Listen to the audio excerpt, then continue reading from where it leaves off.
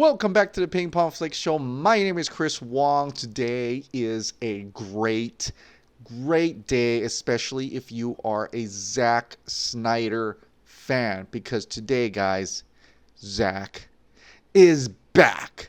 He is back at his first movie coming back. First movie he's going to direct coming back is Army of the Dead.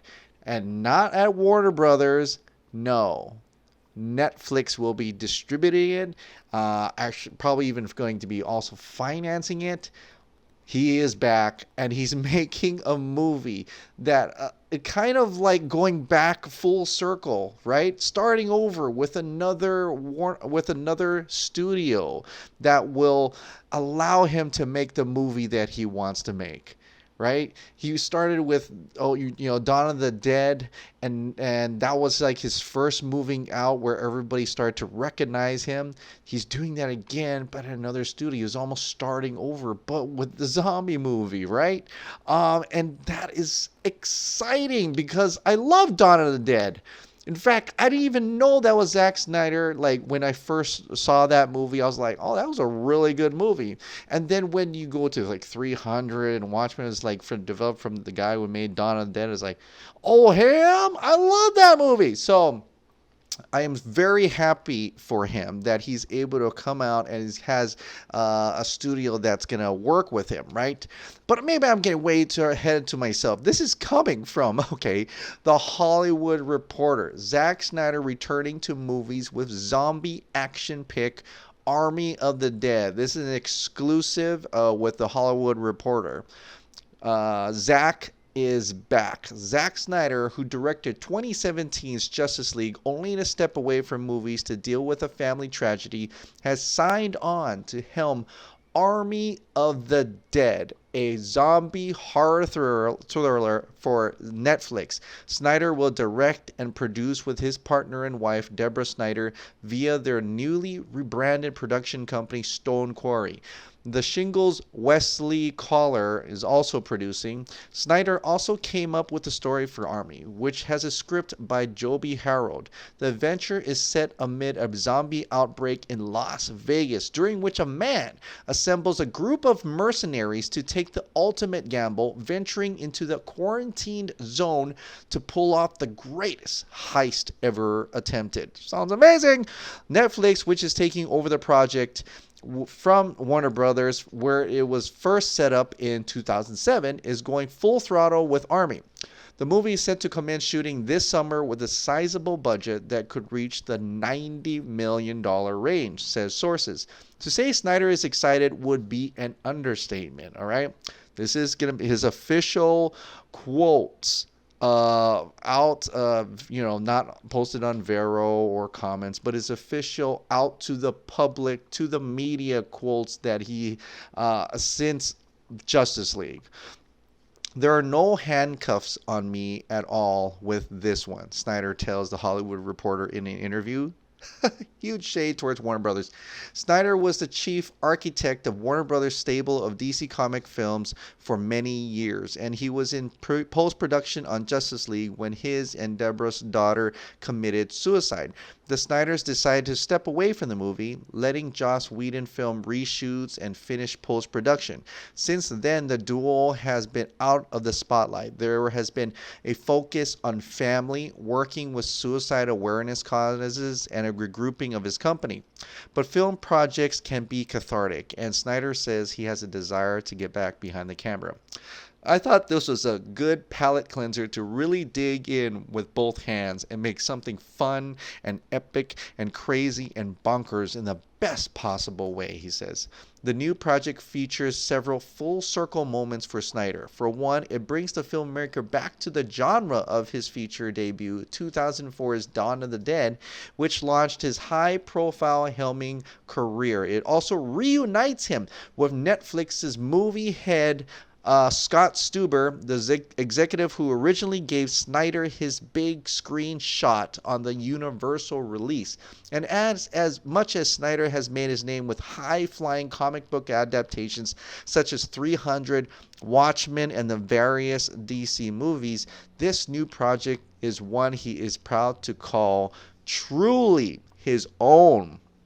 I love to honor canon and the works of art, he says of his adaptations, but this is the opportunity to find a purely joyful way to express myself through a genre. It will be the most kick-ass, self-aware, but not in a wink to the camera way, balls to the wall, zombie freak show that anyone has ever seen. No one's ever let me completely loose like this.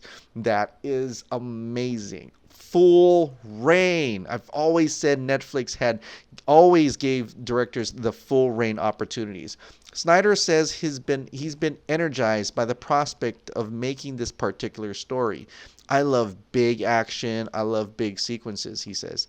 My movie brain starts clicking around, and I was like, we need to be shooting this now. Constructing these sequences really fired me up. One thing Snyder has missed, even while making his mega tentpoles, is actually operating a camera and being in the trenches, if you will. When the movie gets super big, you get pushed away from the camera, he notes. And in the last few years, I've had a reconnection with photography, like Snow, Steam, and Iron. This movie will be a chance to get the camera in hand. Snyder's return also is noteworthy on other fronts.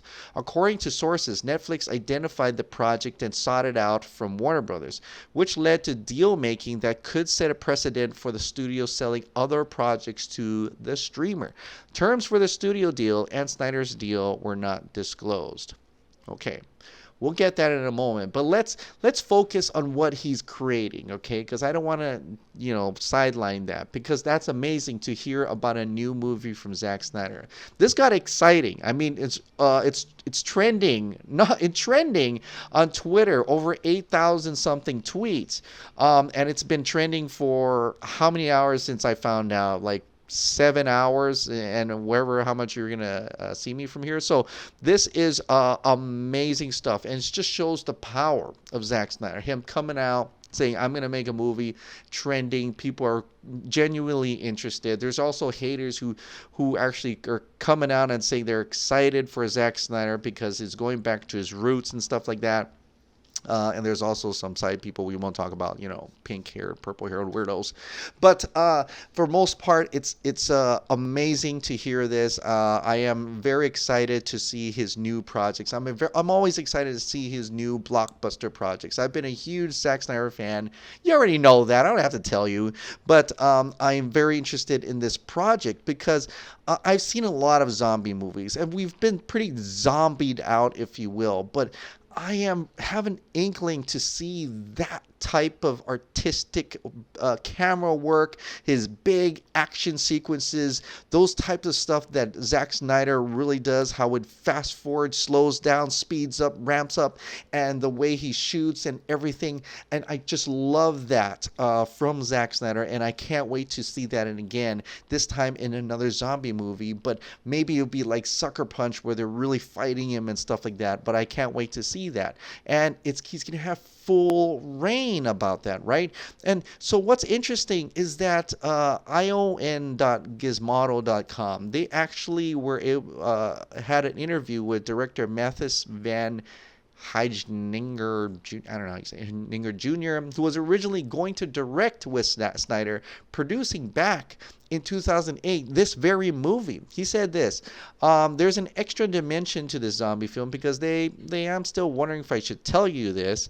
The male zombies rape the human females, yes, and they would have human hybrid zombie offsprings. It's a new take on the zombie genre, which is crazy. That was 2008. How much has changed from then till now? Who knows? But that is pretty crazy stuff that we've never seen before, and that could be quite interesting. But this one, an old shock till you drop piece, details more of the plot back in 2007-2008. Here's producer Deborah Snyder talking about this movie.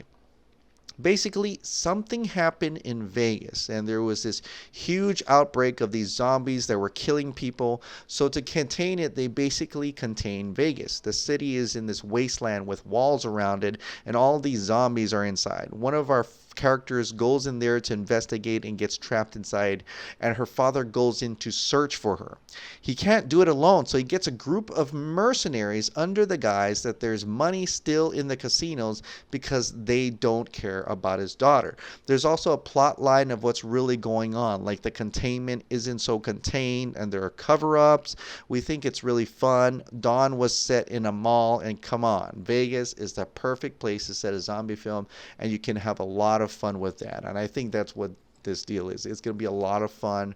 It's going to be a lot of great action set pieces, sequences, and I am really interested to see who's going to be involved on this project. And what's really cool is to see that some of Zack Snyder's supporters, people who really back him up, including the Release the Snyder Cut movement, are coming out in full strength. One, Ray Fisher, actually said yes, and he retweeted that article, I hope he gets a chance to be in this movie. I don't see why not. He should be able to be in that, maybe. Jay Oliva also retweeted it, so that's also interesting as well. Now that is awesome and great. I can't wait to see that. Netflix has shown time and time again that they're able to bust out some great movies and put it on Netflix. At the same time, everybody else gets to watch it, leaving the bloggers and the reviewers pretty hopeless in their despair and trying to bring it down. So we can all watch it at the same time and judge it for ourselves, throw it up on Netflix. Great. I do miss the movie experience, but if this gets in, kind of keeps the positivity rather than negativity flowing, so help me, I will always support Netflix because they are there for the directors, and there's a lot of content to be had there. And this is one more in a library of movies that could really do good. I mean, look at that Bird Box thing. That really blew up in memes and stuff. That got really popular, and that came out on Netflix. So I am very excited for this. I am so happy for Zack Snyder. I'm so happy for Netflix. So that is awesome. But you want to know, what does this mean for the Snyder Cut, right? And I'm not sure, but I can throw in a lot of guesses and speculation. I could even throw the tinfoil hat, if you will. But this is almost going into territory that we may not even need it. Maybe, who knows? But the fact that I want to pull is the one where it said this. That last paragraph in the Hollywood Reporter. Snyder's return also is noteworthy on other fronts. According to sources, Netflix identified the project and sought it out from Warner Brothers, which led to deal making that could set a precedent for the studio selling other projects to the streamer. Terms for the studio deal and Snyder deals were not disclosed. So now people are saying Netflix is with or Snyder is with Netflix. Snyder has his own company. He's not really with Netflix. He may have deals with them, but he also could have deals with Warner Brothers. He is a movie making company, and he needs distributors like Warner Brothers and Netflix or what have you. And he probably could assign deals that they'll only work with those two or this one or that one. So that's totally, we don't know the details. They literally just said us. They won't disclose those details. But the one thing that interesting, that really interests me, is that Netflix identified the Army project and bought it from Warner Brothers. Warner Brothers sold this movie and saying, here you go. You go and make this for $1 amount. Right? They sold it. I don't know. They did not tell you how much dollar amount they paid for that project, but they did. So would it be past the realm of possibility? Would it be within, actually, the realm of possibility that Warner Brothers could sell the Snyder Cut to Netflix and Netflix would buy the Snyder Cut from Warner Brothers? A lot of people may say, no, that's not going to happen.